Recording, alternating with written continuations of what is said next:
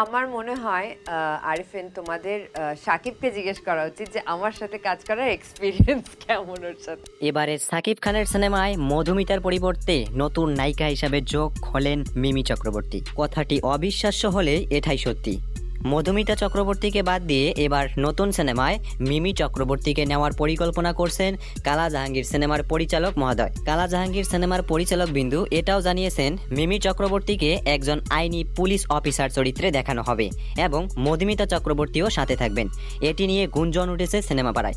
সাকিব খানের সাকিবিয়ানরা মনে করেন দুইজন নায়িকাকেই একসাথে দেখতে, কিন্তু সিনেমার বাজেট অনুযায়ী ঢালিউডের নায়িকাদের আনতে অনেকটাই পারিশ্রমিক দিতে হয়। এটি নিয়ে মন্তব্য করেছেন কালা জাহাঙ্গীর সিনেমার পরিচালক বিন্দু। তো দর্শক, আপনার কাছে কি মনে হয়, আপনি কি দুইজন নায়িকাকে একটি সিনেমাতে দেখতে চান? তাহলে অবশ্যই এই ভিডিওতে কমেন্ট করুন। এতটুকুই সংক্ষিপ্ত নিউজ, জানাচ্ছি পরবর্তী কোনো আপডেটে সঙ্গেই থাকুন আমাদের চ্যানেলে।